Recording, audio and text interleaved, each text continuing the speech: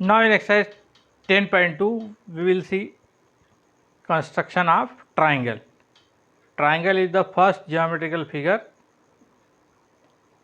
having 3 sides. तो यहाँ पर हमको 3 साइड दिए, X Y 4.5 centimetre, Y Z 5 centimetre, Z X 6 centimetre. तो कोई सी भी साइड हम ले सकते हैं, लेकिन हम सबसे पहले बड़ी साइड ले लेते हैं, जेड एक्स 6 सेंटीमीटर। तो मैंने जेड एक्स 6 सेंटीमीटर ले लिया।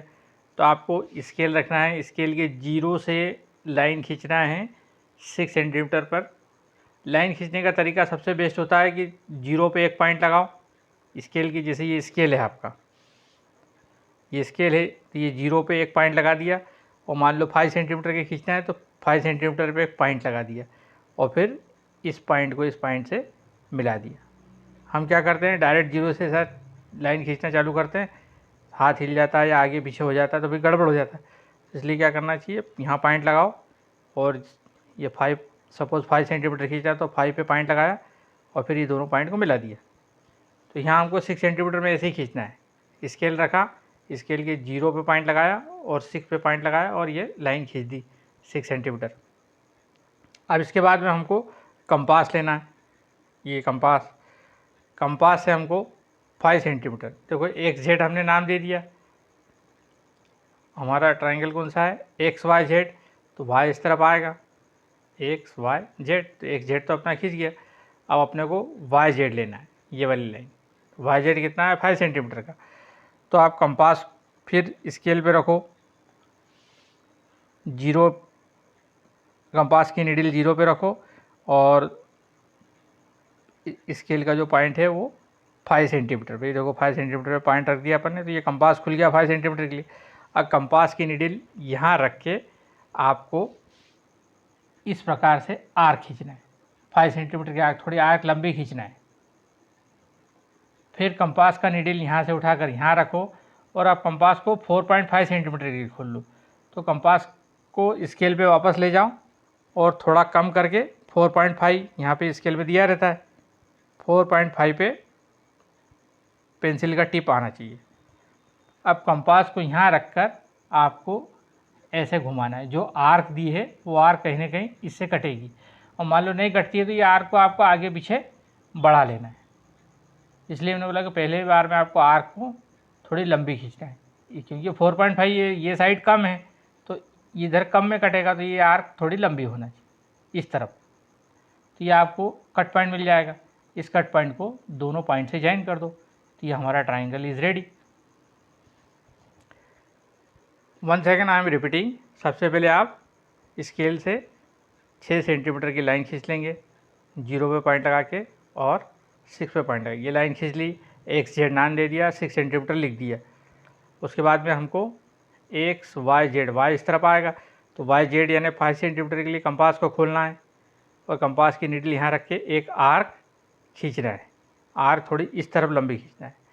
फिर कंपास की नीडल यहाँ रख के कंपास को 4.5 सेंटीमीटर के लिए खोल लेना है, और फिर आर्क लगाना है। तो ये पूरा जो आप पहले आर्क खींची थी उसको ये नई आर्क कहीं ना कहीं काटेगी, वो कट पॉइंट को इसको और इसको मिला देना है, तो आपका ट्राइंगल रेडी हो जाएगा। इसी प्रोसेस से आपको बाकी ट्राइंगल एक्सरसाइज के करना है। नाउ ये एक और एग्जांपल हमने लिया हुआ है, जैसे ए बी। सबसे पहले 5.5 सेंटीमीटर के लिए हम क्वेश्चन दिया हुआ है, draw equilateral triangle having side 5.5 centimetre. तो इक्विलेटरल ट्राइंगल में ऑल साइड इक्वल होती है, तो सबसे पहले 5.5 सेंटीमीटर की लाइन खींच ली स्केल के से, फिर कंपास को खोल लिया 5.5 सेंटीमीटर के लिए, और कंपास की नीडल यहाँ रखकर एक आर्क लगा ली इस तरीके से, और फिर कंपास की नीडल यहाँ रखकर पेंसिल से दूसरी आर्क लगा ली, तो दोनों आर्क का कट पॉइंट मिल गया, और इसको ज्वाइन कर दिया। ये हमारा इक्विलेटरल ट्राइंगल हो गया। इक्विलेटरल ट्राइंगल की खासियत क्या होती है, ऑल साइड इक्वल होती है। एक ही साइड दी है हमको उसमें 5.5, तो बाकी दो साइड भी क्या होगी, 5.5 सेंटीमीटर की होगी। Now exercise 10.3, in exercise 10.3 we have to construct a triangle, right angle triangle. इसमें दिया हुआ है D 5 centimetre, D F 3 centimetre और एंगल डी 90 डिग्री। तो हमको सबसे पहले देखना है कि एंगल डी 90 डिग्री दिया है, तो डी वाली साइड हम सबसे पहले लेते हैं। तो हम साइड ले ली हमने D E, D E, D, ये डी ई साइड हम स्केल से खींच लेंगे 5 सेंटीमीटर। अब राइट एंगल ट्राइंगल में डी पर 90 डिग्री दिया हुआ है अपने को, तो 90 डिग्री एंगल हम ऑलरेडी सीख चुके हैं कैसे बनाते हैं कंपास से। तो हम क्या करेंगे, कंपास की नीडल यहाँ रख के एक आर्क ऐसे खींचेंगे और फिर कंपास को थोड़ा कम करके ये आर्क के इस पॉइंट से ये कट मिल जाएगा और ये वाले पॉइंट से हमको ये वाला कट मिल जाएगा, यानी कंपास ऐसा घूमेगा और यहाँ पे रख के कंपास ऐसा घूमेगा। ये दोनों कट पॉइंट मिल गए। फिर इस कट पॉइंट पे कंपास की नीडल रखना है और एक आर्क ये मिल जाएगी और फिर ये वाले कट पॉइंट पर रख के दूसरी आर्क खींचना है। तो इसके सेंटर में एक कट पॉइंट मिल जाएगा आपको, ये आर्क का। ये कट पॉइंट को इस पॉइंट से ज्वाइन कर देंगे, डी पॉइंट से। तो हमारा ये जो लाइन आएगी वो 90 डिग्री से यहाँ टच करेगी। ये लाइन हमको लंबी खींचना है। ये एंगल डी बन गया हमारा 90 डिग्री का, ये लाइन खींच दी। तो अब हमारे को डी एफ खींचना है 3 सेंटीमीटर। तो डी एफ ये आप स्केल से नाप के भी 3 सेंटीमीटर खींच सकते हो, या कंपास 3 सेंटीमीटर खोल के कट लगा के भी इसको ज्वाइन कर सकते हो। ये कट पॉइंट मिल गया, इस कट पॉइंट को इससे ज्वाइन कर देना है, ये वाले पॉइंट से। तो आपका डी ई एफ ट्राइंगल बन गया एंगल डी 90 डिग्री का। तो राइट एंगल ट्राइंगल बनाना बहुत आसान होता है। सबसे पहले वो वाली साइड खींच दो जिसमें एंगल आ रहा हो। तो एंगल डी दिया और डी एफ हमने खींचा और डी पर एक आर्क खींच के आर्क पे 2 कट पॉइंट लेके ये कट पॉइंट मिल जाता है, इसको ज्वाइन कर दो तो ये 90 डिग्री बन जाता है। और ये डी एफ 3 सेंटीमीटर दिया है, इसको स्केल से नाप लो या कंपास से नाप कर आर्क लगा लो, इस पॉइंट को यहाँ मिला दो। सिमिलर क्वेश्चन एक्सरसाइज 10.5 में, लेकिन एक्सरसाइज 10.4 को मैंने क्रॉस लगा रखा है, मतलब एक्सरसाइज 10.4 हमको नहीं करना है। एक्सरसाइज 10.5 में और राइट एंगल ट्राइंगल ही हमको बनाना है, इसलिए हम ये करेंगे। तो एक्सरसाइज 10.5 का क्वेश्चन नंबर 1 देखो, ट्राइंगल पी क्यू आर बनाओ, angle Q 90 degree, Q R 8 centimetre और पी आर 10 सेंटीमीटर दिया। ट्राइंगल पी क्यू आर बनाना है अपने को। तो सबसे पहले देखो एंगल कौन सा दिया हुआ है, क्यू। तो क्यू वाली साइड हम ले लेते हैं।